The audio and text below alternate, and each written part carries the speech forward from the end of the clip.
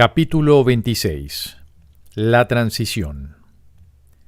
El sacrificio, entre comillas, de la unicidad. El sacrificio es una idea clave en la dinámica, entre comillas, del ataque. Es el eje sobre el que toda transigencia, todo desesperado intento de cerrar un trato y todo conflicto alcanza un aparente equilibrio.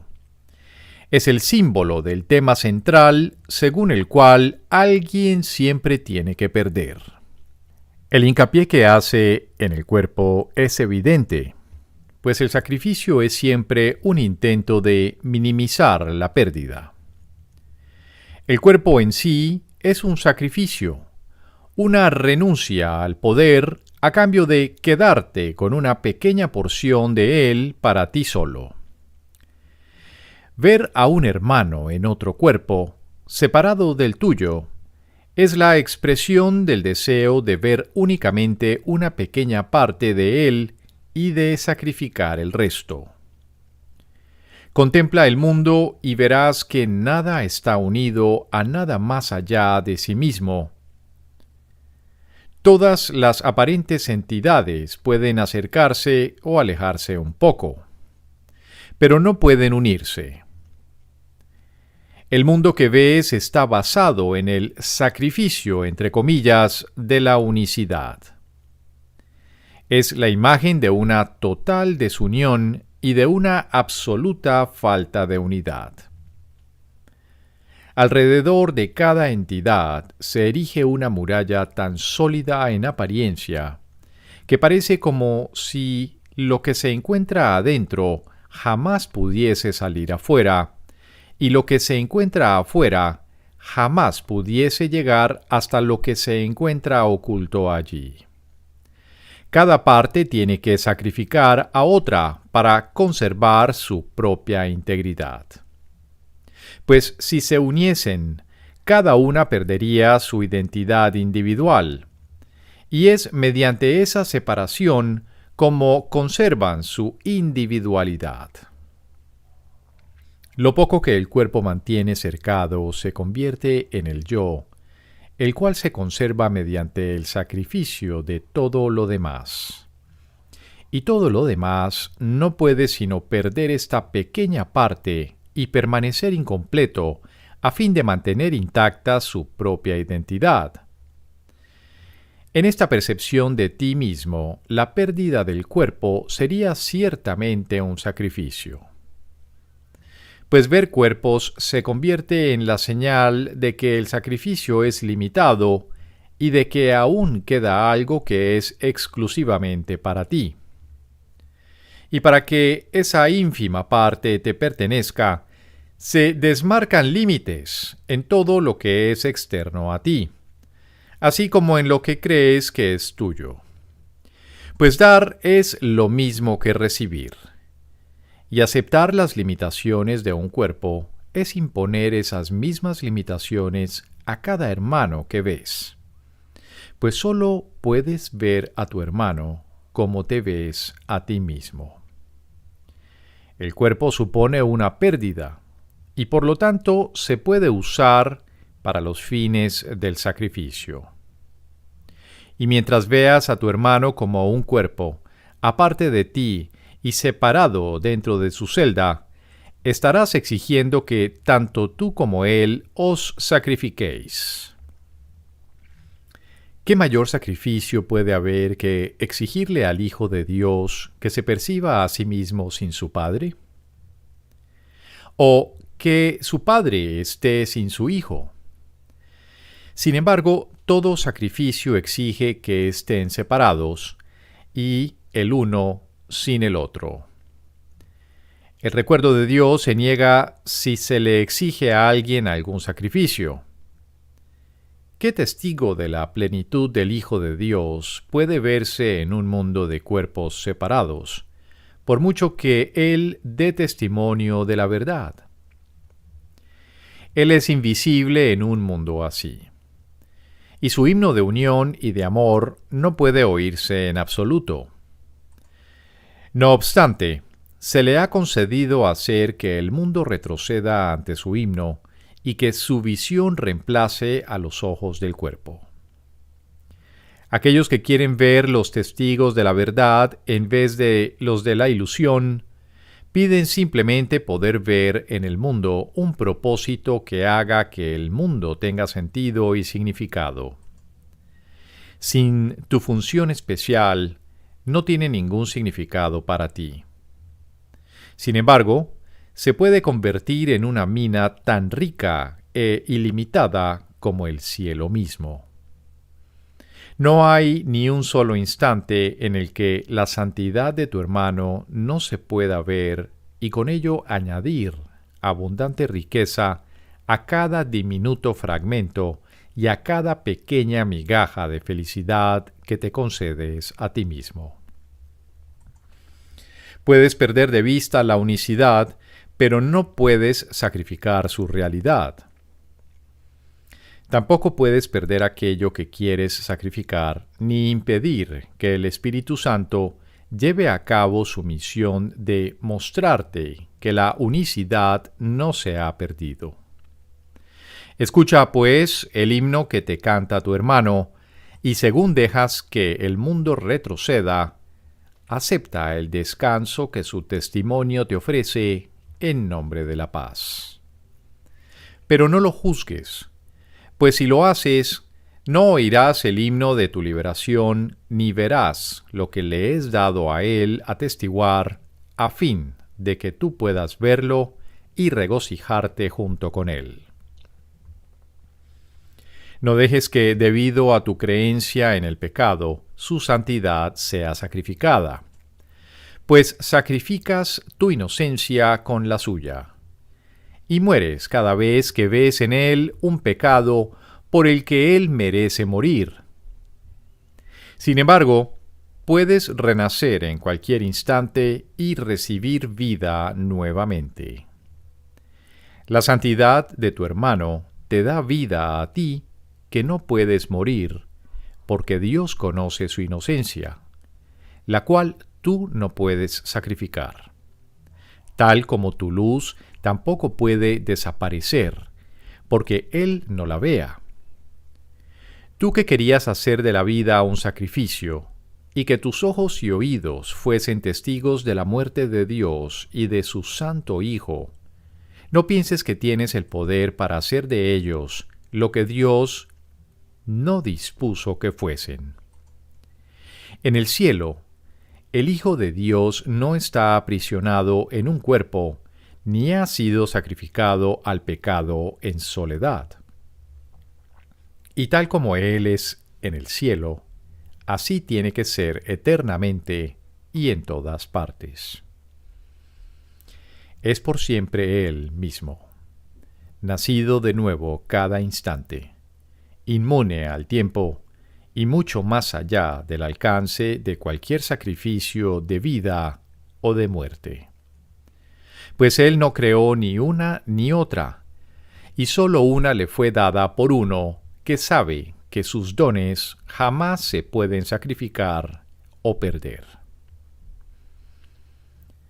La justicia de Dios descansa amorosamente sobre su Hijo, manteniéndolo a salvo de toda injusticia que el mundo quisiera cometer contra él. ¿Podrías acaso hacer que sus pecados fuesen reales y sacrificar así la voluntad de su Padre con respecto a él? No lo condenes, viéndolo dentro de la putrescente prisión en la que él se ve a sí mismo. Tu función especial es asegurarte de que la puerta se abra, de modo que él pueda salir para verter su luz sobre ti y devolverte el regalo de la libertad al recibirlo de ti. ¿Y cuál podría ser la función especial del Espíritu Santo, sino la de liberar al Santo Hijo de Dios del aprisionamiento que Él concibió para negarse a sí mismo la justicia? ¿Y podría ser tu función una tarea aparte y distinta de la suya? Muchas clases de error, una sola corrección. Es fácil entender las razones por las que no le pides al Espíritu Santo que resuelva todos tus problemas por ti. Para Él no es más difícil resolver unos que otros. Todos los problemas son iguales para Él, puesto que cada uno se resuelve de la misma manera y con el mismo enfoque. Los aspectos que necesitan solución no cambian, sea cual sea la forma que el problema parezca adoptar. Un problema puede manifestarse de muchas maneras y lo hará mientras el problema persista. De nada sirve intentar resolverlo de una manera especial. Se presentará una y otra vez hasta que haya sido resuelto definitivamente y ya no vuelva a surgir en ninguna forma. Solo entonces te habrás liberado de él. El Espíritu Santo te ofrece la liberación de todos los problemas que crees tener. Para Él, todos ellos son el mismo problema, porque cada uno, independientemente de la forma en que parezca manifestarse, exige que alguien pierda y sacrifique algo para que tú puedas ganar. Mas solo cuando la situación se resuelve de tal manera que nadie pierde, desaparece el problema, pues no era más que un error de percepción que ahora ha sido corregido. Para él no es más difícil llevar un error ante la verdad que otro, pues solo hay un error: la idea de que es posible perder y de que alguien puede ganar como resultado de ello. Si eso fuese cierto, entonces Dios sería injusto, el pecado posible, el ataque estaría justificado y la venganza sería merecida. Para este único error, en cualquiera de sus formas, solo hay una corrección. Es imposible perder y creer lo contrario es un error. Tú no tienes problemas, aunque pienses que los tienes. No podrías pensar que los tienes si los vieses desaparecer uno por uno, independientemente de la magnitud, de la complejidad, del lugar, del tiempo o de cualquier otro atributo que percibas que haga que cada uno de ellos parezca diferente del resto. No pienses que las limitaciones que impones sobre todo lo que ves pueden limitar a Dios en modo alguno. El milagro de la justicia puede corregir todos los errores. Todo problema es un error. Es una injusticia contra el Hijo de Dios y por lo tanto no es verdad. El Espíritu Santo no evalúa las injusticias como grandes o pequeñas, mayores o menores. Para Él, todas están desprovistas de atributos. Son equivocaciones por las que el Hijo de Dios está sufriendo innecesariamente. Y así, Él simplemente le arranca los clavos y las espinas. No se detiene a juzgar si el dolor es grande o pequeño. Él emite un solo juicio. Herir al Hijo de Dios sería una injusticia, por lo tanto, no puede ser verdad. ¿Tú que crees que entregarle al Espíritu Santo tan solo algunos errores y quedarte con el resto te mantiene a salvo? Recuerda esto: la justicia es total. La justicia parcial no existe. Si el Hijo de Dios fuese culpable, estaría condenado y no merecería la misericordia del Dios de la justicia. Por lo tanto, no le pidas a Dios que lo castigue porque tú lo consideres culpable y desees verlo muerto. Dios te ofrece los medios para que puedas ver su inocencia. ¿Sería justo que se le castigase porque tú te niegues a ver lo que se encuentra ahí ante ti? Cada vez que decides resolver un problema por tu cuenta, o consideras que se trata de un problema que no tiene solución, lo has exagerado y privado de toda esperanza de corrección. Y así, niegas que el milagro de la justicia pueda ser justo. Si Dios es justo, no puede haber entonces ningún problema que la justicia no pueda resolver. Pero tú crees que algunas injusticias son buenas y justas, así como necesarias para tu propia supervivencia. Estos son los problemas que consideras demasiado grandes e irresolubles. Pues hay personas a las que les deseas que pierdan, y no hay nadie a quien desees ver completamente a salvo del sacrificio. Considera una vez más cuál es tu función especial. Se te ha dado un hermano para que veas en él su perfecta inocencia. Y no le exigirás ningún sacrificio porque no es tu voluntad que él sufra pérdida alguna. El milagro de justicia que invocas te envolverá tanto a ti como a él. Pues el Espíritu Santo no estará contento hasta que todo el mundo lo reciba, ya que lo que le das a él les pertenece a todos, y por el hecho de tú darlo, él se asegurará de que todos los reciban por igual. Piensa entonces, ¿cuán grande será tu liberación cuando estés dispuesto a dejar que todos tus problemas sean resueltos? No te quedarás ni con uno solo de ellos, pues no desearás ninguna clase de dolor. Y verás sanar cada pequeña herida ante la benévola visión del Espíritu Santo. Pues todas ellas son pequeñas para Él, y no merecen más que un leve suspiro de tu parte antes de que desaparezcan del todo y queden por siempre sanadas y en el olvido. Lo que una vez pareció ser un problema especial, un error sin solución o una aflicción incurable, ha sido transformado en una bendición universal.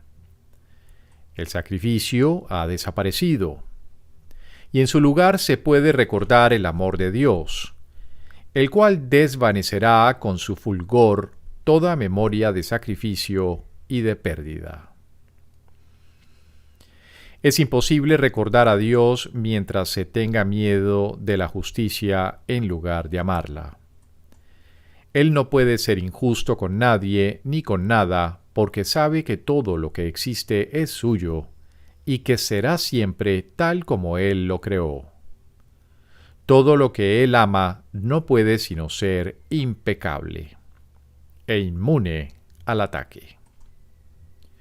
Tu función especial abre de par en par la puerta tras la cual el recuerdo de su amor permanece perfectamente intacto e inmaculado. Solo necesitas desear que se te conceda el cielo en vez del infierno, y todos los cerrojos y barreras que parecen mantener la puerta herméticamente cerrada se desmoronarán y desaparecerán. Pues no es la voluntad de tu Padre que tú ofrezcas o recibas menos de lo que Él te dio cuando te creó con perfecto amor. La zona fronteriza. La complejidad no forma parte de Dios. ¿Cómo podría formar parte de Él cuando Él solo conoce lo que es uno?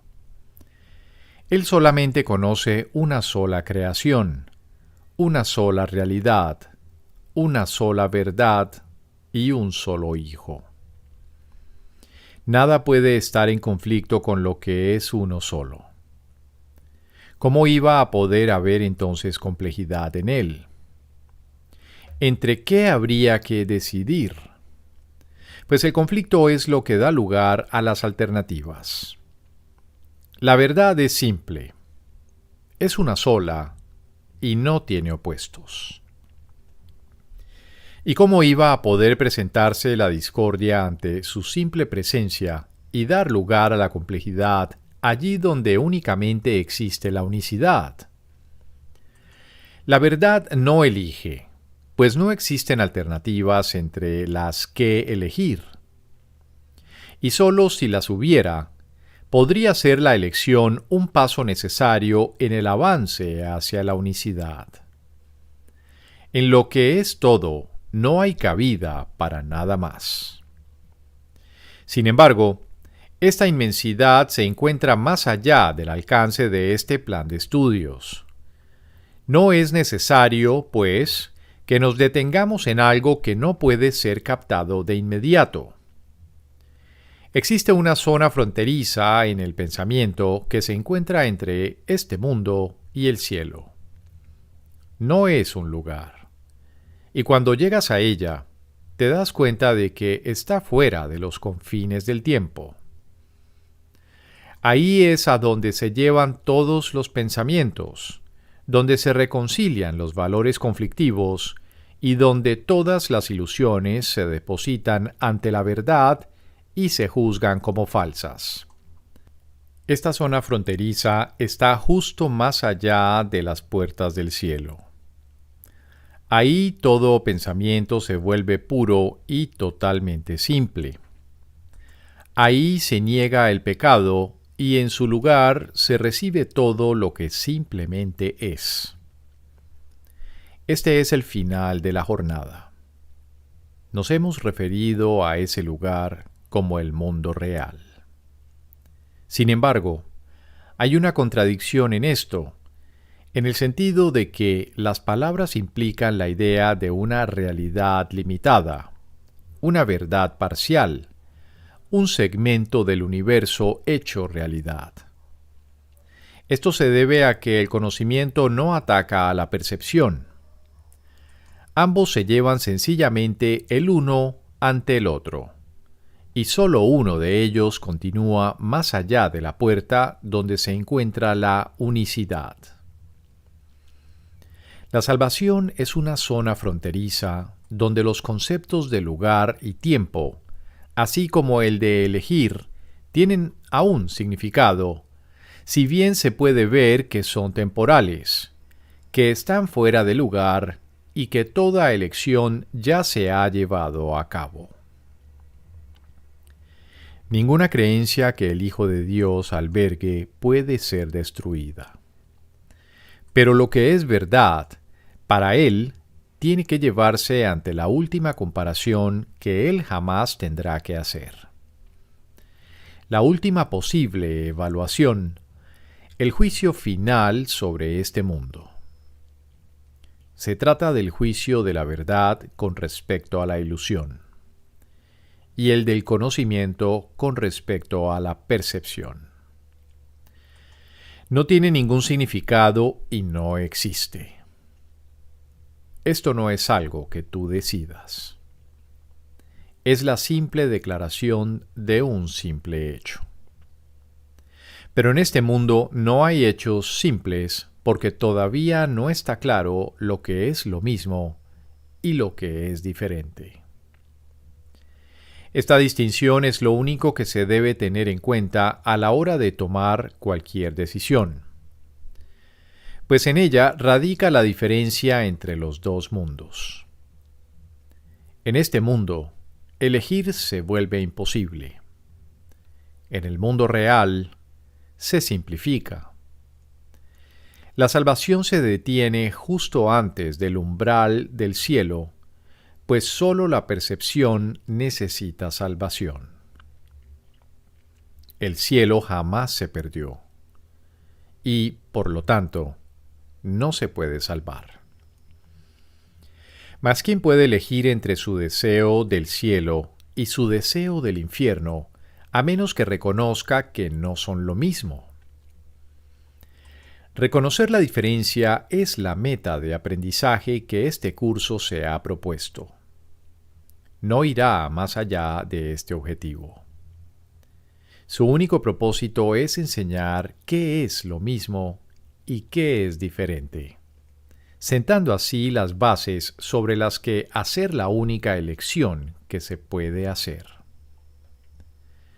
Este mundo complejo y súper complicado no te ofrece ninguna base sobre la que elegir, pues nadie comprende lo que es lo mismo y todo el mundo parece estar eligiendo entre alternativas que realmente no existen.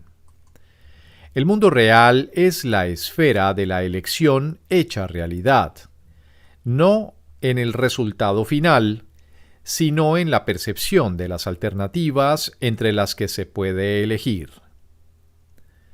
La idea de que hay alternativas entre las que elegir es una ilusión.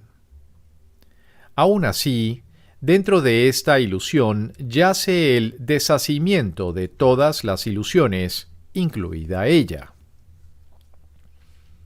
¿No se parece esto a tu función especial, en la que la separación se subsana al pasar de lo que antes era el propósito de ser especial a lo que ahora es el de estar unido? Todas las ilusiones son una. Y en el reconocimiento de este hecho radica el que puedas abandonar todo intento de elegir entre ellas y de hacerlas diferentes. Qué fácil es elegir entre dos cosas que obviamente son distintas. En esto no hay conflicto. Abandonar una ilusión que se reconoce como tal no puede ser un sacrificio. Cuando se desposee de realidad a aquello que nunca fue verdad, ¿cómo iba a ser difícil renunciar a ello y elegir lo que, por ende, no puede sino ser real? El lugar que el pecado dejó vacante. En este mundo, el perdón es el equivalente de lo que en el cielo es la justicia. El perdón transforma el mundo del pecado en un mundo simple, en el que se puede ver el reflejo de la justicia que emana desde más allá de la puerta, tras la cual reside lo que carece de todo límite. No hay nada en el amor ilimitado que pudiese necesitar perdón. Y lo que en el mundo es caridad, más allá de la puerta del cielo, pasa a ser simple justicia. Nadie perdona a menos que haya creído en el pecado y aún crea que hay mucho por lo que él mismo necesita ser perdonado. El perdón se vuelve de esta manera el medio por el que aprende que no ha hecho nada que necesite perdón. El perdón siempre descansa en el que lo concede, hasta que reconoce que ya no lo necesita más. De este modo, se le reinstaura a su verdadera función de crear, que su perdón le ofrece nuevamente. El perdón convierte el mundo del pecado en un mundo de gloria, maravilloso de ver. Cada flor brilla en la luz, y en el canto de todos los pájaros se ve reflejado el júbilo del cielo. No hay tristeza ni divisiones, pues todo se ha perdonado completamente. Y los que han sido perdonados no pueden sino unirse, pues nada se interpone entre ellos para mantenerlos separados y aparte. Los que son incapaces de pecar no pueden sino percibir su unidad, pues no hay nada que se interponga entre ellos para alejar a unos de otros. Se funden en el espacio que el pecado dejó vacante, en jubiloso reconocimiento de que lo que es parte de ellos no se ha mantenido aparte y separado. El santo lugar en el que te encuentras no es más que el espacio que el pecado dejó vacante. En su lugar ves alzarse ahora la faz de Cristo. ¿Quién podría contemplar la faz de Cristo y no recordar a su Padre tal como éste realmente es? ¿Y quién que temiese al amor podría pisar la tierra en la que el pecado ha dejado un sitio, para que se erija un altar al cielo que se eleve muy por encima del mundo, hasta llegar más allá del universo y tocar el corazón de toda la creación?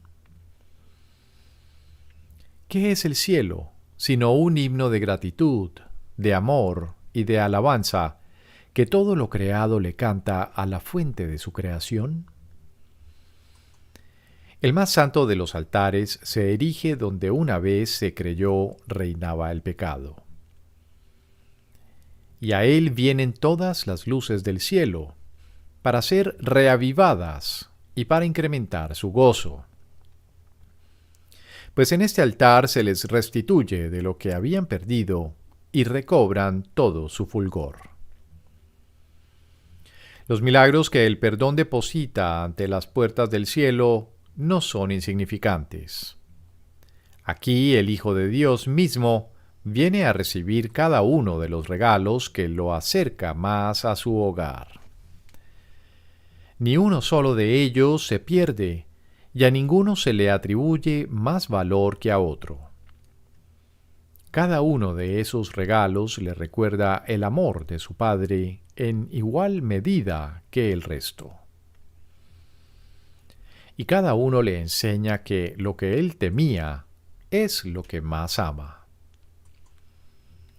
¿Qué otra cosa, salvo un milagro, podría hacerle cambiar de mentalidad de modo que comprenda que el amor no puede ser temido? ¿Qué otro milagro puede haber aparte de este? ¿Y qué otra cosa se podría necesitar para que el espacio entre vosotros desaparezca? Donde antes se percibía el pecado, se alzará un mundo que se convertirá en el altar de la verdad. Y allí tú te unirás a las luces del cielo y entonarás con ellas su himno de gratitud y alabanza. Y tal como ellas vienen a ti para completarse a sí mismas, así tú te dirigirás a ellas con el mismo propósito. Pues no hay nadie que pueda oír el himno del cielo sin añadir el poder de su voz a él, haciéndolo así aún más dulce. Y todos se unirán al himno ante el altar que fue erigido en el pequeño espacio que el pecado proclamaba que era suyo. Y lo que entonces era minúsculo se habrá expandido hasta convertirse en un himno excelso en el que todo el universo se habrá unido cual una sola voz. Esa pequeña mácula de pecado que aún se interpone entre vosotros está demorando el feliz momento en el que las puertas del cielo se abrirán. ¿Cuán pequeño es el obstáculo que te impide disponer de la riqueza del cielo? ¿Y cuán grande será el gozo en el cielo cuando te unas al imponente coro en alabanza al amor de Dios? El pequeño obstáculo. Un pequeño obstáculo les puede parecer muy grande a los que aún no comprenden que los milagros son todos el mismo milagro. Mas enseñar esto es la finalidad de este curso. Ese es su único propósito, pues es lo único que hay que aprender. Y lo puedes aprender de muchas maneras. Todo aprendizaje o bien es una ayuda para llegar a las puertas del cielo, o bien un obstáculo. No hay nada entre medias. Hay solamente dos maestros, y cada uno de ellos señala caminos diferentes. Y tú seguirás el camino que te señale el maestro que hayas elegido. Solo hay dos direcciones que puedes seguir. Mientras perdure el tiempo y elegir tenga sentido. Pues jamás se podrá construir otro camino, salvo el que conduce al cielo. Tú solo eliges entre ir al cielo o no ir a ninguna parte. No hay más alternativas que estas. Lo único que se puede perder es el tiempo, el cual, en última instancia, no tiene ningún sentido, pues solo supone un pequeño obstáculo para la eternidad y no significa nada para el verdadero maestro del mundo. Sin embargo, dado que tú crees en el tiempo, ¿por qué desperdiciarlo, no yendo a ninguna parte, cuando lo puedes utilizar para alcanzar la meta más elevada que se puede lograr mediante el aprendizaje? No pienses que el camino que te conduce a las puertas del cielo es difícil. Nada que emprendas con un propósito firme, con absoluta determinación y lleno de una feliz confianza, llevando a tu hermano de la mano y en armonía con el himno del cielo, es difícil de lograr. Lo que en verdad es difícil es vagar, solo y afligido, por un camino que no conduce a ninguna parte, ni tiene ningún propósito. Dios te dio su maestro para que reemplazase al que tú inventaste, no para que estuviese en conflicto con él. Y lo que él ha dispuesto reemplazar ya ha sido reemplazado. El tiempo tan solo duró un instante en tu mente y no afectó a la eternidad en absoluto. Y así es con todo el tiempo que ha pasado. Y todo permanece exactamente como era antes de que se construyese el camino que no lleva a ninguna parte. El brevísimo lapso de tiempo en el que se cometió el primer error, en el que todos los demás errores están contenidos, encerraba también la corrección de ese primer error y de todos los demás que partieron de él. Y en ese breve instante el tiempo desapareció, pues eso es lo que jamás fue. Aquello a lo que Dios dio respuesta ha sido resuelto y ha desaparecido. A ti, que aún crees vivir en el tiempo sin saber que ya desapareció, el Espíritu Santo te sigue guiando a través del laberinto infinitamente pequeño e insensato que todavía percibes en el tiempo, a pesar de que ya hace mucho que desapareció.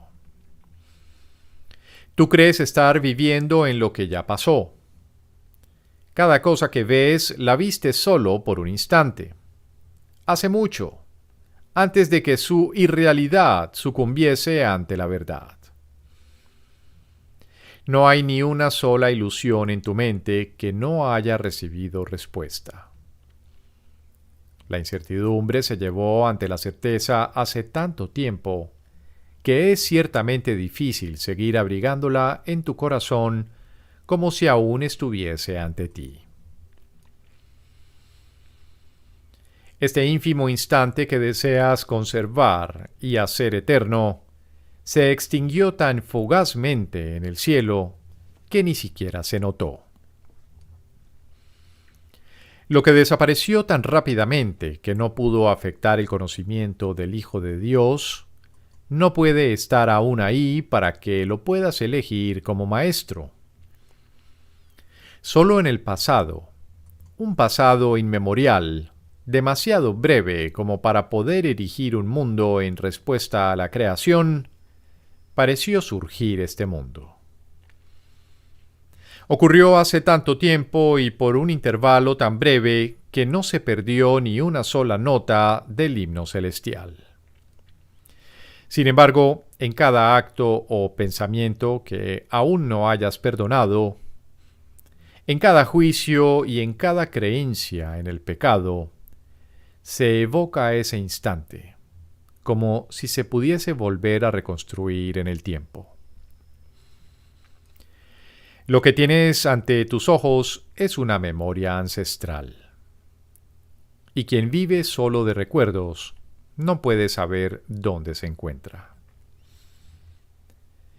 El perdón es lo que nos libera totalmente del tiempo y lo que nos permite aprender que el pasado ya pasó. Ya no se oye hablar a la locura. Ya no hay ningún otro maestro ni ningún otro camino. Pues lo que ha sido erradicado ha dejado de existir. ¿Y quién puede encontrarse en una ribera lejana y soñar que está al otro lado del océano, en un lugar y en un tiempo que hace mucho que desaparecieron? ¿Cómo iba a poder impedir este sueño que él esté donde realmente está? Pues donde él está es un hecho, y sus sueños, de la clase que sean, no pueden cambiarlo. Con todo, puede imaginarse que está en otro lugar y en otro tiempo. Lo que a lo sumo puede hacer es engañarse a sí mismo creyendo que eso es verdad y convertirlo de meras imaginaciones en creencias y en locura, completamente convencido de que donde prefiere estar es donde está. Mas, ¿podría eso impedirle estar donde está? ¿Es cualquier eco del pasado que él pueda oír un hecho en comparación con lo que se puede oír donde él está ahora? ¿Y en qué medida pueden sus propias ilusiones con respecto al tiempo y al espacio cambiar el lugar donde él realmente está?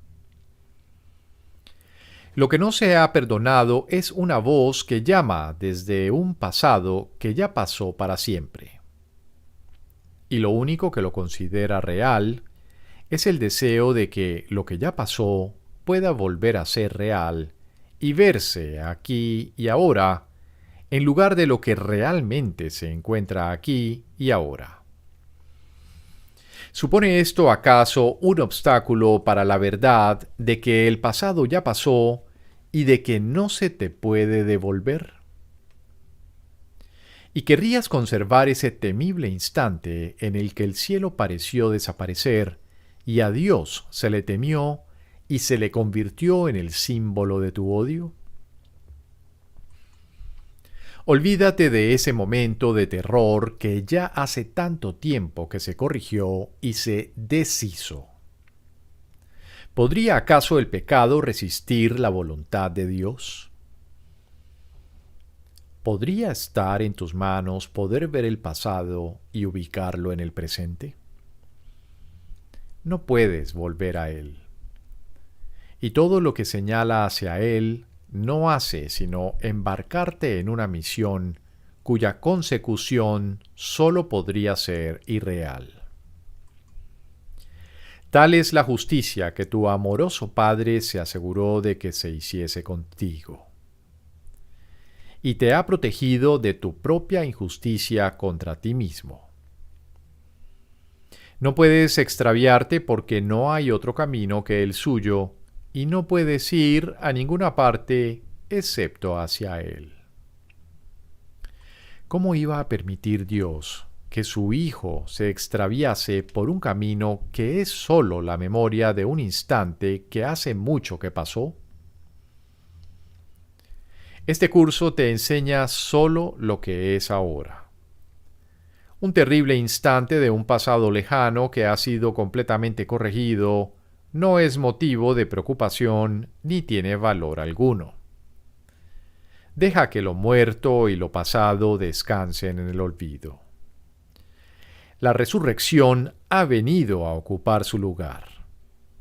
Y ahora tú eres parte de la resurrección, no de la muerte. Ninguna ilusión del pasado tiene el poder de retenerte en un lugar de muerte. La bóveda en la que el Hijo de Dios entró por un instante para ser instantáneamente restaurado al perfecto amor de su Padre. ¿Y cómo iba a podérsele mantener encadenado cuando hace tanto tiempo que se liberó de las cadenas que éstas desaparecieron de su mente para siempre? El Hijo que Dios creó sigue siendo tan libre como Dios lo creó. renació en el mismo instante en el que eligió morir en vez de vivir. Y te negarías ahora a perdonarlo porque cometió un error en un pasado que Dios ni siquiera recuerda y que no existe. Estás ahora oscilando entre el pasado y el presente. A veces el pasado te parece real, como si fuese el presente. Oyes voces del pasado y luego dudas de que las has oído. Eres como alguien que aún tiene alucinaciones, pero que no está seguro de lo que percibe. Esta es la zona fronteriza entre los dos mundos, el puente entre el pasado y el presente. Aquí todavía ronda la sombra del pasado. Sin embargo, se vislumbra ya la luz del presente. Una vez que esta luz se ve, es imposible olvidarse de ella. Y esa luz te rescatará del pasado y te conducirá al presente, donde realmente te encuentras. Las sombrías voces no alteran las leyes del tiempo ni las de la eternidad. Proceden de lo que ya pasó y dejó de existir, y no suponen ningún obstáculo para la verdadera existencia del aquí y del ahora. El mundo real es la contrapartida a la alucinación de que el tiempo y la muerte son reales, y de que tienen una existencia que puede ser percibida. Esta terrible ilusión fue negada en el mismo lapso de tiempo que Dios tardó en responder a ella para siempre y en toda circunstancia. Y entonces desapareció y dejó de experimentarse como algo que estaba ahí. Cada día y cada minuto de cada día y en cada instante de cada minuto, no haces sino revivir ese instante en el que la hora del terror ocupó el lugar del amor. Y así mueres cada día para vivir otra vez, hasta que cruces la brecha entre el pasado y el presente, la cual en realidad no existe. Esto es lo que es toda vida, un aparente intervalo entre nacimiento y muerte y de nuevo a la vida. La repetición de un instante que hace mucho que desapareció y que no puede ser revivido.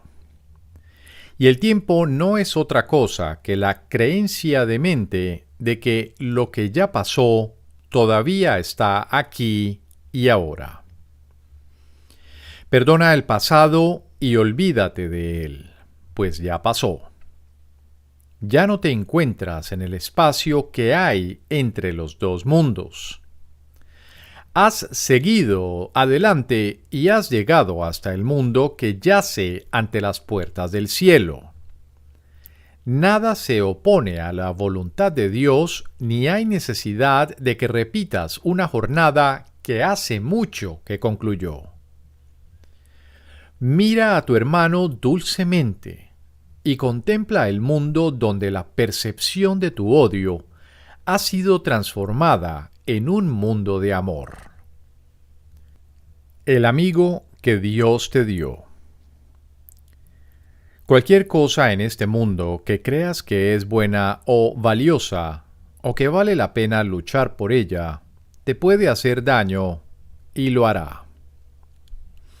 No porque tenga el poder de hacerlo, sino únicamente porque has negado que no es más que una ilusión y le has otorgado realidad. Y así es real para ti, y no algo que no es nada.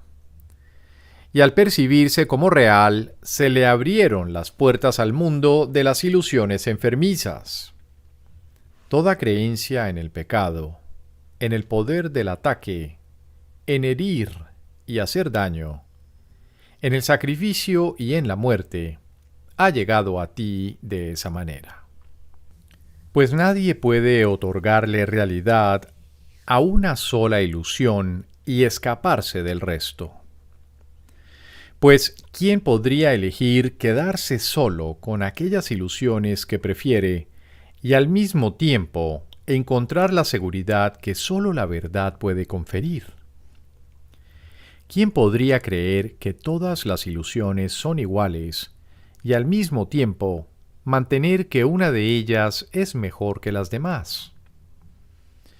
No vivas tu mísera vida en soledad, con una ilusión como tu único amigo.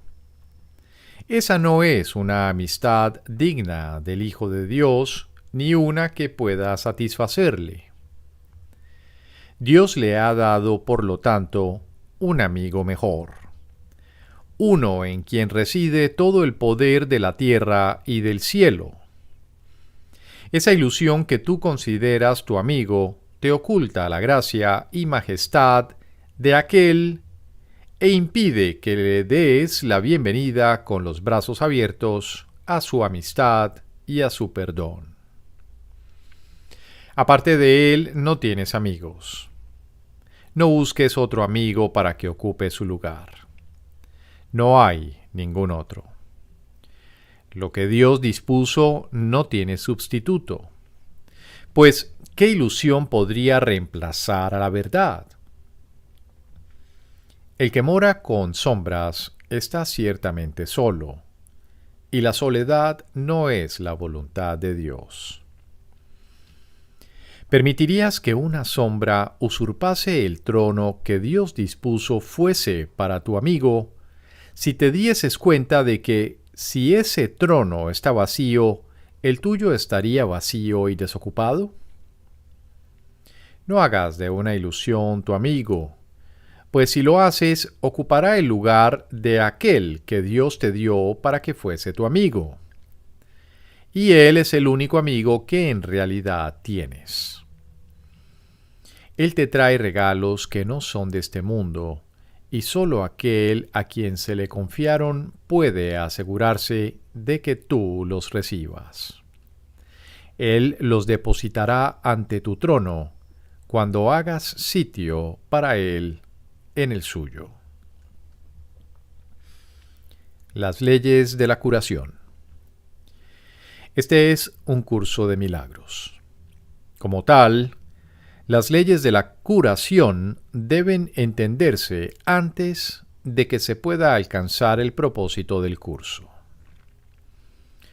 Repasemos los principios que hemos estudiado y organicémoslos a modo de resumen de lo que debe ocurrir para que sea posible la curación. Pues una vez que es posible, no puede sino tener lugar. Toda enfermedad tiene su origen en la separación. Cuando se niega la separación, la enfermedad desaparece. Pues desaparece tan pronto como la idea que la produjo es sanada y reemplazada por la cordura. Al pecado y a la enfermedad se les considera causa y consecuencia respectivamente, en una relación que se mantiene oculta de la conciencia a fin de mantenerla excluida de la luz de la razón. La culpabilidad clama por castigo, y se le concede su petición. No en la realidad, sino en el mundo de ilusiones y sombras que se erige sobre el pecado. El Hijo de Dios percibió lo que quería ver porque la percepción es un deseo colmado. La percepción cambia, pues fue concebida para sustituir el conocimiento inmutable. Mas la verdad no ha cambiado. La verdad no se puede percibir, sino solo conocerse. Lo percibido adopta muchas formas, pero ninguna de ellas significa nada. Si se lleva ante la verdad, su falta de sentido resulta muy evidente. Pero si se mantiene oculto de la verdad, parece tener sentido y ser real.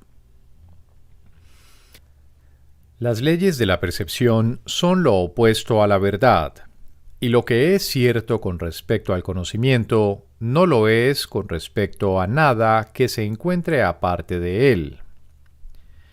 Aún así, Dios ha dado su respuesta al mundo de la enfermedad, la cual es aplicable por igual a cualquier clase de enfermedad.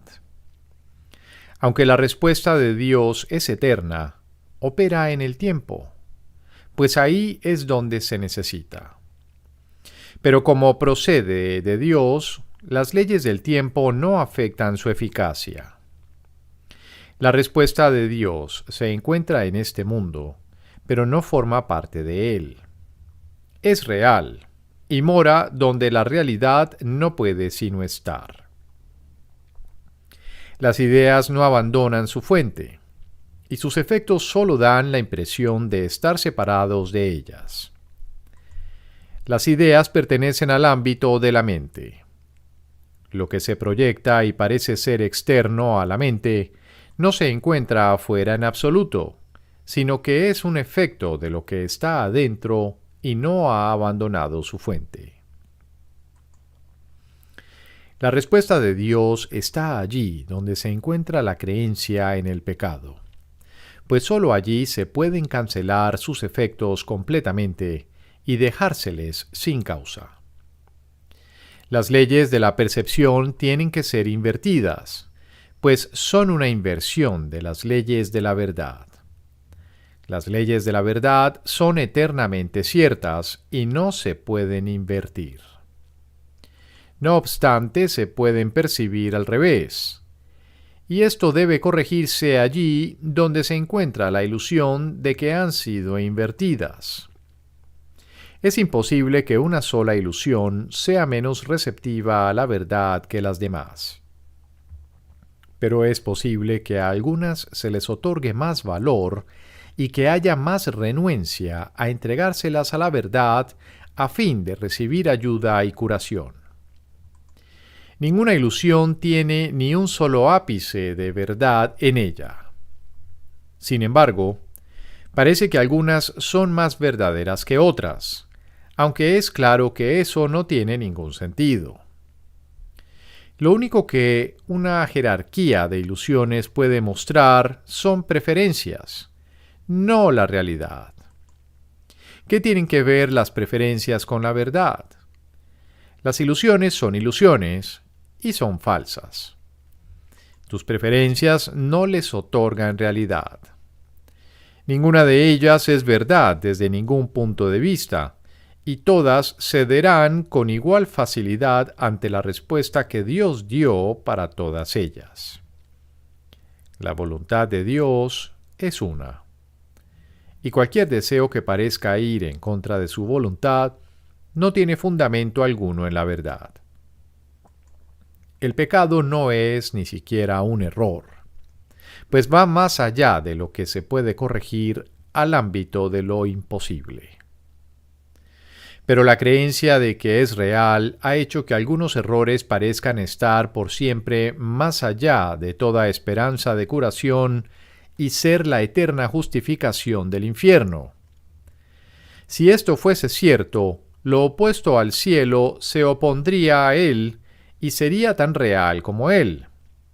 Y así, la voluntad de Dios estaría dividida en dos, y toda la creación sujeta a las leyes de dos poderes contrarios, hasta que Dios llegase al límite de su paciencia, dividiese el mundo en dos y se pusiese a sí mismo a cargo del ataque. De este modo él habría perdido el juicio. Al proclamar que el pecado ha usurpado su realidad y ha hecho que su amor se rinda finalmente a los pies de la venganza. Ante una imagen tan demente, solo se puede esperar una defensa igualmente demente, pero ésta no puede establecer que la imagen sea verdad. Nada puede hacer que lo que no tiene sentido lo tenga. Y la verdad no necesita defensas para ser la verdad. Las ilusiones no tienen ni testigos ni efectos. El que las contempla no hace sino engañarse a sí mismo. Perdonar es la única función que se puede tener aquí. y su propósito es llevarle la dicha que este mundo niega a cada aspecto del Hijo de Dios, allí donde parecía reinar el pecado. Tal vez no comprendas el papel que juega el perdón en el proceso de poner fin a la muerte y a todas las creencias que surgen de las brumas de la culpabilidad. Los pecados son creencias que tú interpones entre tu hermano y tú. Los pecados hacen que estés limitado al tiempo y al espacio y te conceden un pequeño lugar a ti y otro a él. En tu percepción, esta separación está simbolizada por el cuerpo, que claramente está separado y es algo aparte. Lo que este símbolo representa, no obstante, es tu deseo de estar aparte y separado. El perdón elimina lo que se interpone entre tu hermano y tú. El perdón es el deseo de estar unido a él y no separado. Lo llamamos deseo, entre comillas, porque todavía concibe otras opciones y aún no ha trascendido enteramente el mundo de las alternativas. Aún así, está en armonía con el estado celestial y no se opone a la voluntad de Dios. Y aunque no llega a darte toda tu herencia, elimina los obstáculos que has interpuesto entre el cielo, donde te encuentras, y el reconocimiento de dónde estás y de lo que eres. Los hechos no cambian. Sin embargo, se pueden negar y así desconocerse, si bien se conocían antes de que fueran negados. La salvación, perfecta e íntegra, solo pide que desees, aunque sea mínimamente, que la verdad sea verdad, que estés dispuesto, aunque no sea del todo, a pasar por alto lo que no existe, y que abrigues un leve anhelo por el cielo como lo que prefieres a este mundo, donde la muerte y la desolación parecen reinar. Y la creación se alzará dentro de ti en jubilosa respuesta, para reemplazar al mundo que ves por el cielo, el cual es completamente perfecto e íntegro. ¿Qué es el perdón sino estar dispuesto a que la verdad sea verdad? ¿Qué puede permanecer enfermo y separado de la unidad que encierra dentro de sí todas las cosas? El pecado no existe, y cualquier milagro es posible en el instante en que el Hijo de Dios percibe que sus deseos y la voluntad de Dios son uno. ¿Qué dispone la voluntad de Dios? Dispone que su Hijo lo tenga todo. Y Él garantizó esto cuando lo creó para que fuese todo. Es imposible perder nada si lo que tienes es lo que eres.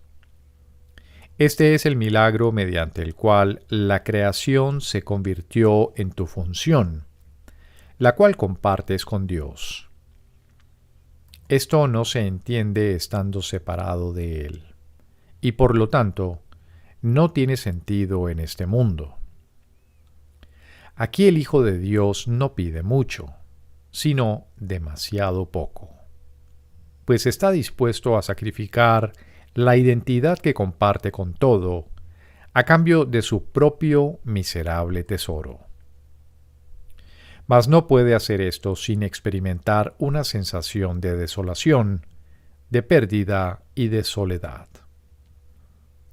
Este es el tesoro tras el que ha ido en pos, y solo puede tener miedo de ello. ¿Es acaso el miedo un tesoro? ¿Puede ser la incertidumbre tu deseo? ¿O es simplemente que te has equivocado con respecto a lo que es tu voluntad y a lo que realmente eres?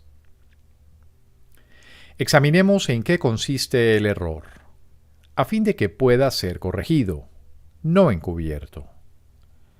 El pecado es la creencia de que el ataque se puede proyectar fuera de la mente en la que se originó la creencia.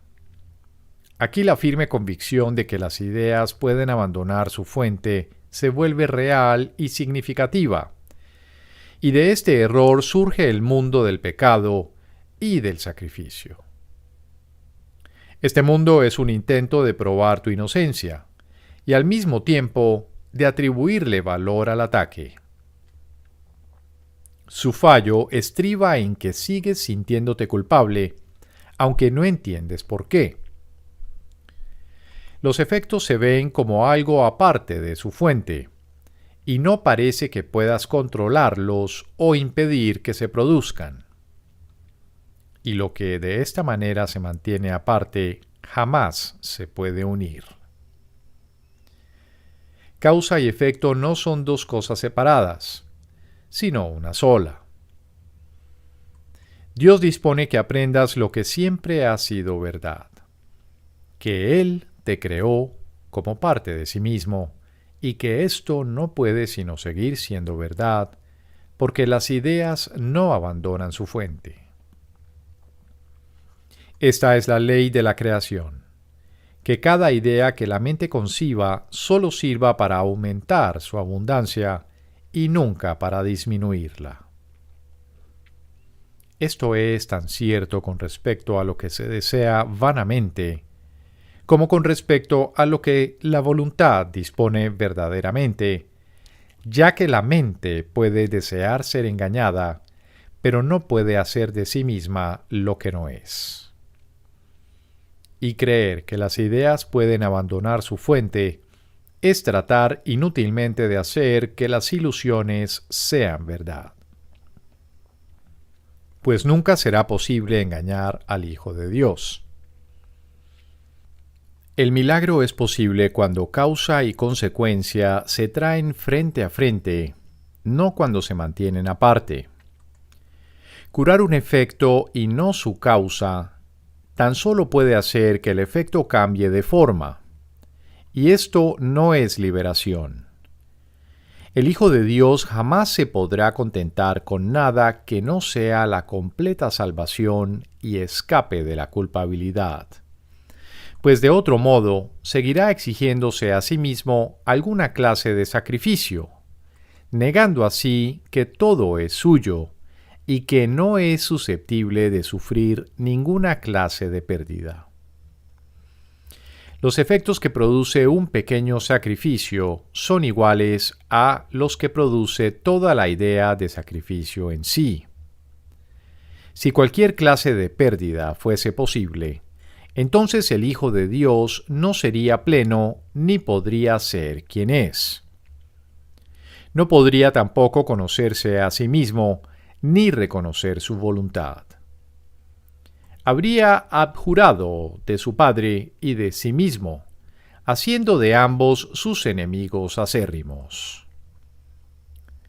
Las ilusiones apoyan el propósito para el que fueron concebidas, y cualquier significado que parezca tener se deriva de ese propósito. Dios dio a todas las ilusiones que se concibieron, sea cual fuere su forma, otro propósito que justificase un milagro. En cada milagro radica la curación en su totalidad, pues Dios respondió a todas las ilusiones cual una sola. Y lo que es uno para Él no puede sino ser todo lo mismo. Si tú crees que lo que es lo mismo es diferente, no haces sino engañarte a ti mismo.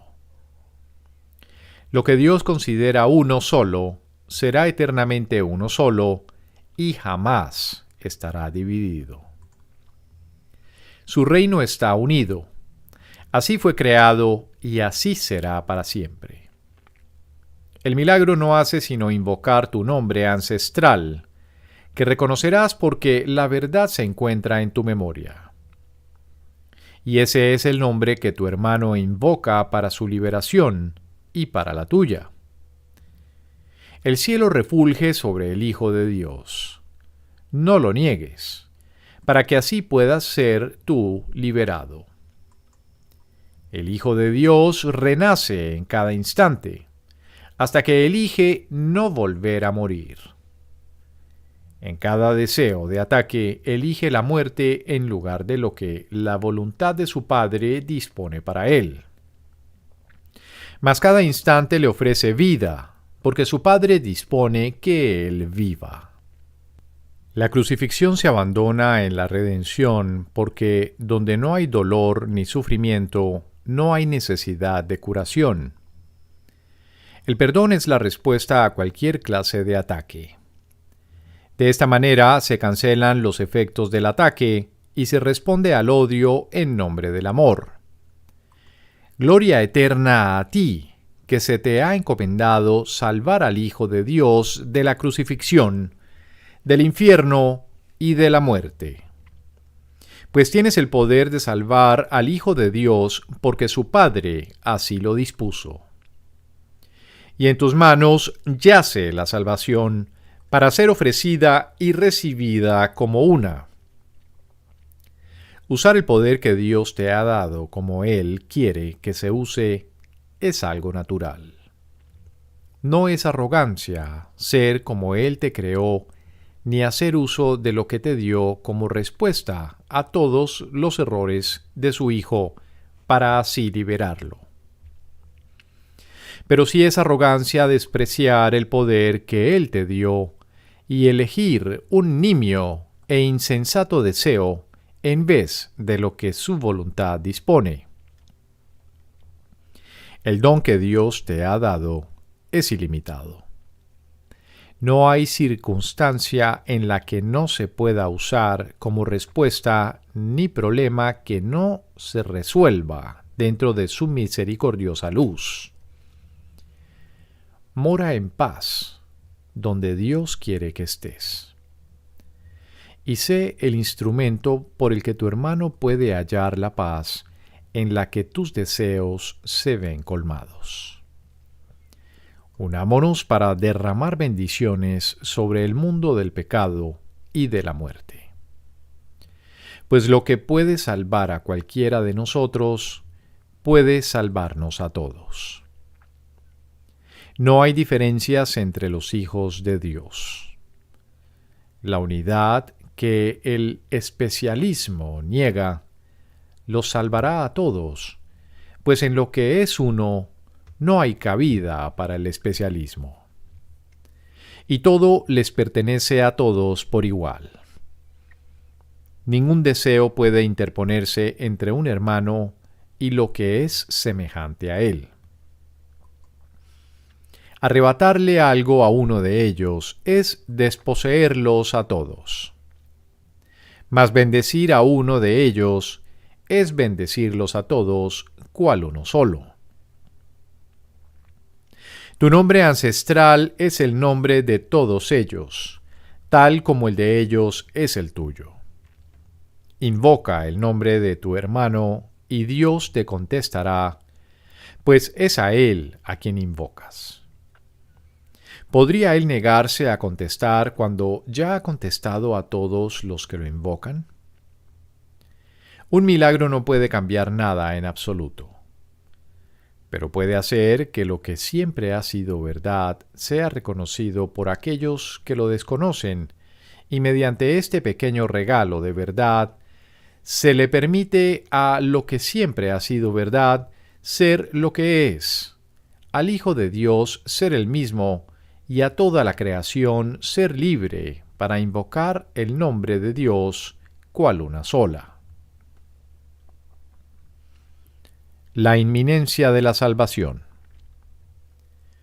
El único problema pendiente es que todavía ves un intervalo entre el momento en que perdonas y el momento en que recibes los beneficios que se derivan de confiar en tu hermano.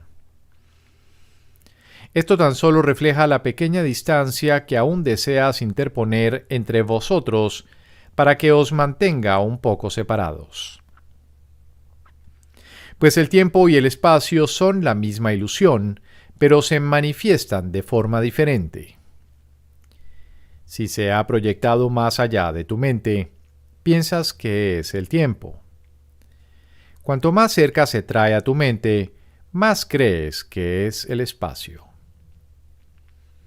Quieres conservar cierta distancia entre vosotros para que os mantenga separados y percibes ese espacio como el tiempo, porque aún crees que eres algo externo a tu hermano.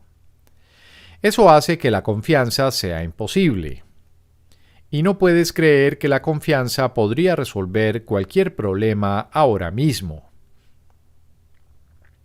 Crees, por lo tanto, que es más seguro seguir siendo un poco cauteloso y continuar vigilando lo que percibes como tus intereses separados. Desde esta perspectiva, te es imposible concebir que puedas obtener lo que el perdón te ofrece ahora mismo. En el intervalo que crees que existe entre dar el regalo y recibirlo, parece que tienes que sacrificar algo y perder por ello. Ves la salvación como algo que tendrá lugar en el futuro, pero no ves resultados inmediatos. Sin embargo, la salvación es inmediata. A no ser que la percibas así, tendrás miedo de ella, creyendo que entre el momento en que aceptas su propósito como el tuyo propio y el momento en que sus efectos llegan hasta ti, el riesgo de pérdida es inmenso. De esta manera, el error que da lugar al miedo sigue oculto.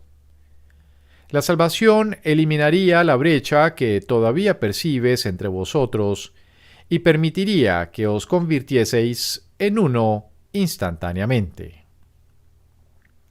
Y es esto lo que crees que supondría una pérdida. No proyectes este temor en el tiempo, pues el tiempo no es el enemigo que tú percibes. El tiempo es tan neutral como el cuerpo, salvo en lo que respecta al propósito que le asignas. Mientras todavía quieras conservar un pequeño espacio entre vosotros, querrás tener un poco más de tiempo en el que aún puedas negar el perdón. Y esto no podrá sino hacer que el intervalo que transcurre entre el momento en que niegas el perdón y el momento en que lo otorgas parezca peligroso, y el terror justificado. Mas el espacio que hay entre vosotros es evidente solo en el presente, ahora mismo, y no se puede percibir en el futuro. Tampoco es posible pasarlo por alto, excepto en el presente. No es lo que puedas perder en el futuro lo que temes. Lo que te aterroriza es unirte en el presente. ¿Quién puede sentir desolación excepto en el momento presente? Una causa futura aún no tiene efectos. Por lo tanto, eso quiere decir que si sientes temor, su causa se encuentra en el presente. Y es esa causa la que necesita corrección, no un estado futuro. Todos los planes que haces para tu seguridad están centrados en el futuro, donde no puedes planear. Todavía no se le ha asignado ningún propósito al futuro, y lo que va a ocurrir aún no tiene causa. ¿Quién puede predecir efectos que no tienen causa? ¿Y quién podría tener miedo de dichos efectos a no ser que pensase que estos ya han sido causados y los juzgase como desastrosos ahora?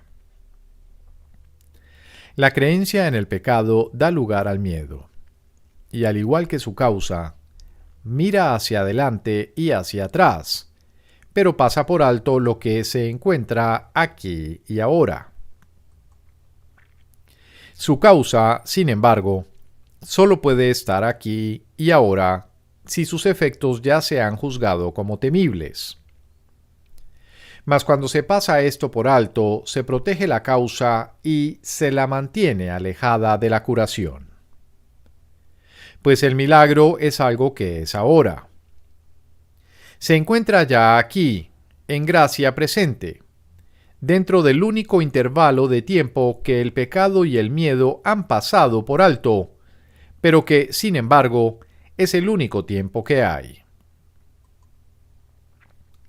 Llevar a cabo la corrección en su totalidad no requiere tiempo en absoluto.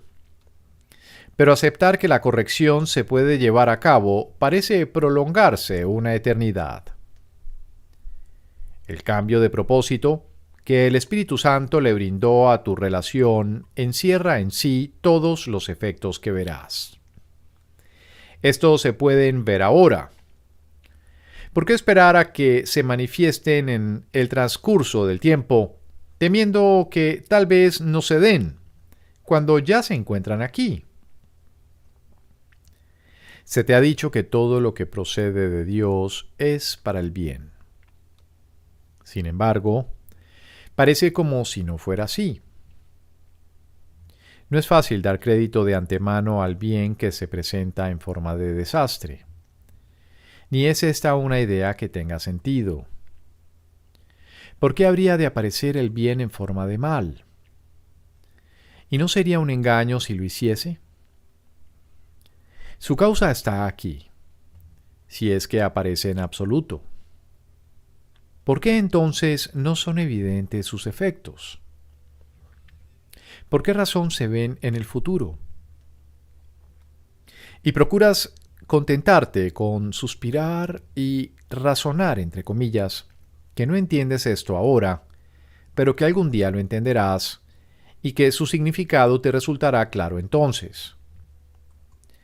Esto no es razonar, pues es injusto, y alude claramente al castigo hasta que el momento de la liberación sea inminente. Pero puesto que el propósito de la relación ha cambiado ahora para el bien, no hay razón para un intervalo en que azote el desastre, el cual se percibirá algún día como algo bueno, entre comillas, aunque ahora se perciba como doloroso. Esto es un sacrificio de la hora, que no puede ser el precio que el Espíritu Santo exige por lo que ha dado gratuitamente. Esta ilusión, no obstante, tiene una causa que, aunque falsa, tiene que estar en tu mente ahora. Y esta ilusión es tan solo un efecto que tu mente engendra y una forma de percibir su resultado. Este intervalo de tiempo en el que se percibe la represalia como la forma en la que se presenta el bien, entre comillas, es solo un aspecto de la diminuta brecha que hay entre vosotros, la cual todavía no se ha perdonado. No te contentes con la idea de una felicidad futura. Eso no significa nada ni es tu justa recompensa. Pues hay causa para ser libre ahora. ¿De qué sirve la libertad en forma de aprisionamiento?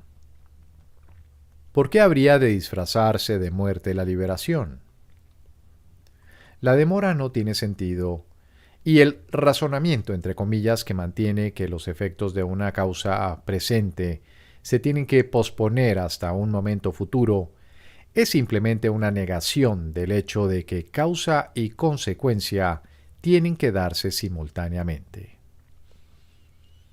No es del tiempo de lo que te tienes que liberar, sino de la diminuta brecha que existe entre vosotros. Y no dejes que ésta se disfrace de tiempo, y que de este modo se perpetúe, ya que al haber cambiado de forma no se puede reconocer como lo que es. El propósito del Espíritu Santo es ahora el tuyo. ¿No debería ser su felicidad igualmente tuya? Pues ellos han llegado. Cuán santo debes ser tú, que desde ti la voz de Dios llama amorosamente a tu hermano para que puedas despertar en él la voz que contesta tu llamada. Y cuán santo debe ser tu hermano cuando en él reside tu propia salvación, junto con su libertad. Por mucho que lo quieras condenar, Dios mora en él. Pero mientras ataques su hogar elegido y luches con su huésped, no podrás saber que Dios mora igualmente en ti.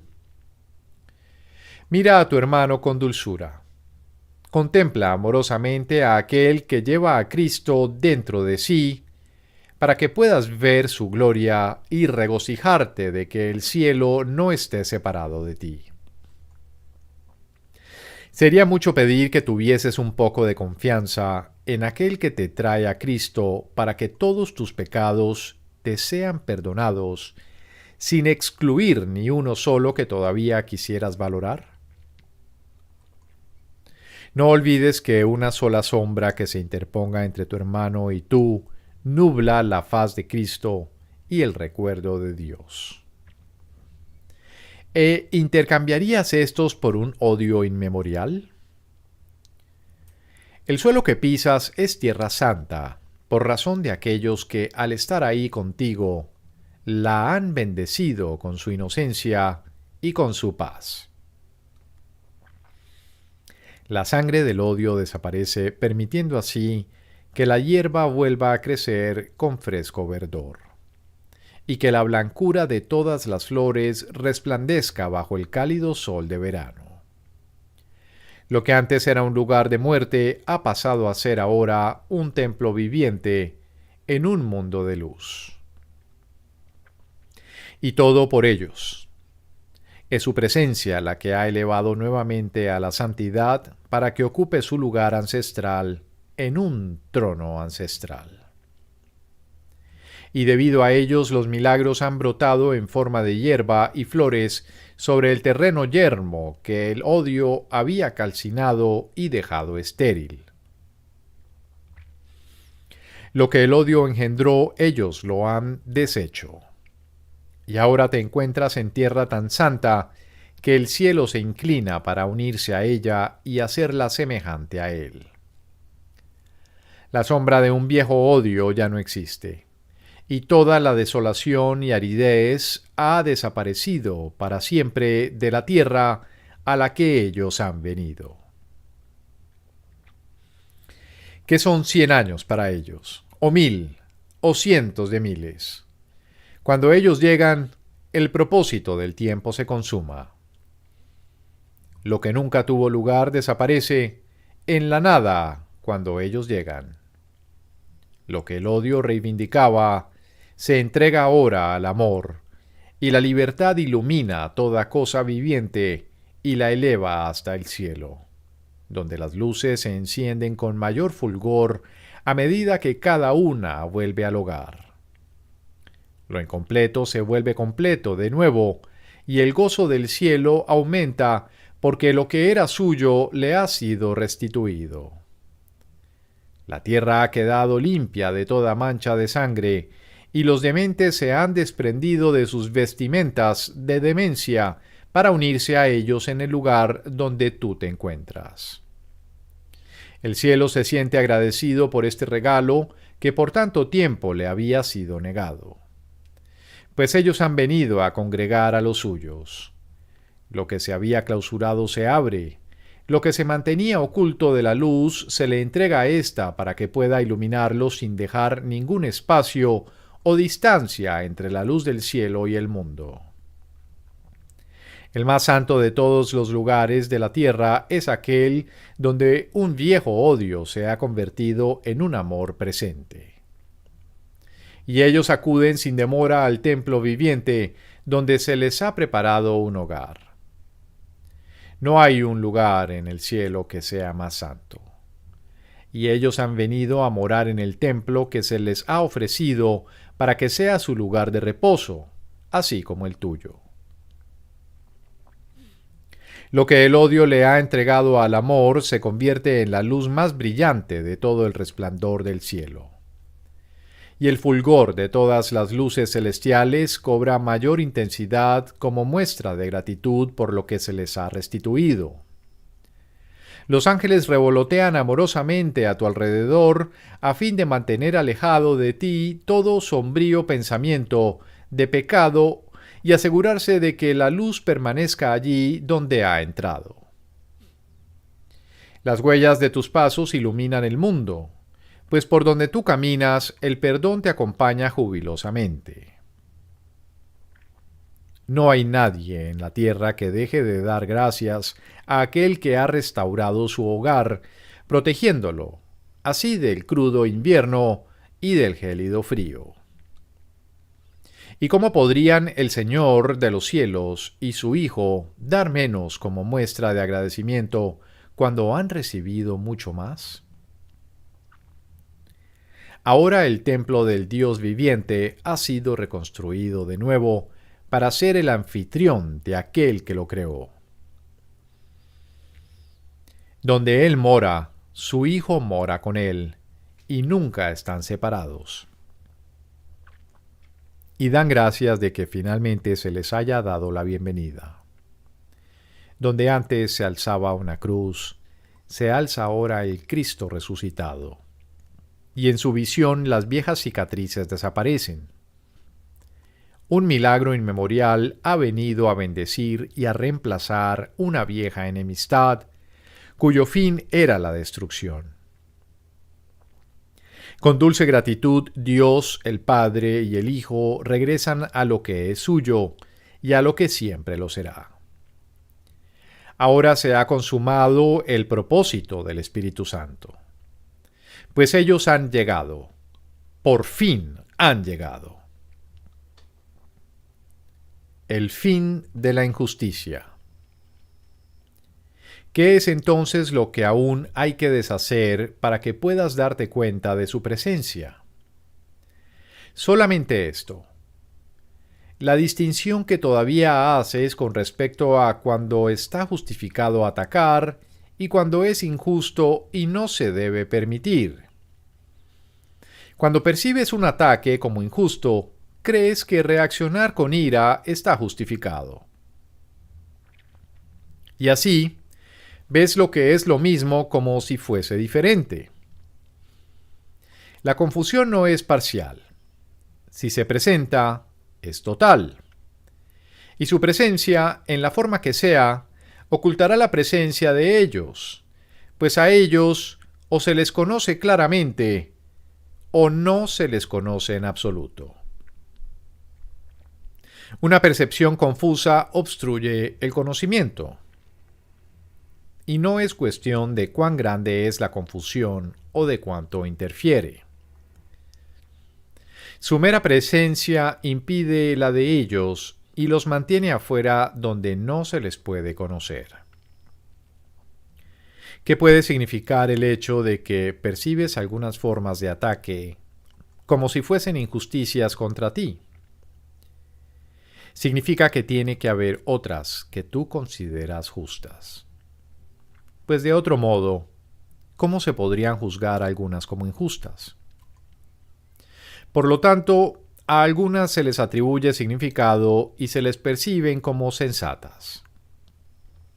Y solo otras se consideran insensatas. Y esto niega el hecho de que todas carecen de sentido, de que están desprovistas por igual de causa o consecuencias y de que no pueden tener efectos de ninguna clase. Su presencia se nubla con cualquier velo que se interponga entre su radiante inocencia y tu conciencia de que dicha inocencia es la tuya propia y de que le pertenece por igual a toda cosa viviente junto contigo. Dios no pone límites, y lo que tiene límites no puede ser del cielo. Por lo tanto, tiene que ser el infierno. La injusticia y el ataque son el mismo error, y están tan estrechamente vinculados que donde uno se percibe, el otro se ve también. Tú no puedes ser tratado injustamente. La creencia de que puedes serlo es solo otra forma de la idea de que es otro, y no tú, quien te está privando de algo. La proyección de la causa del sacrificio es la raíz de todo lo que percibes como injusto y no como tu justo merecido. Sin embargo, eres tú quien se exige esto a sí mismo, cometiendo así una profunda injusticia contra el Hijo de Dios. Tú eres tu único enemigo, y eres, en verdad, enemigo del Hijo de Dios, porque no reconoces que Él es lo que tú eres. ¿Qué podría ser más injusto que privarlo de lo que Él es, negarle el derecho a ser Él mismo y pedirle que sacrifique el amor de su Padre y el tuyo por ser algo que no le corresponde? Cuídate de la tentación de percibirte a ti mismo como que se te está tratando injustamente.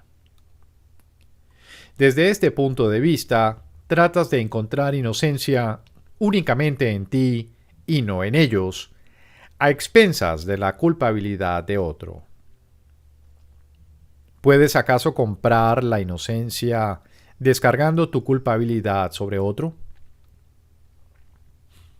¿Y no es acaso la inocencia lo que tratas de conseguir cuando lo atacas? ¿No será la represalia por tu propio ataque contra el Hijo de Dios lo que buscas?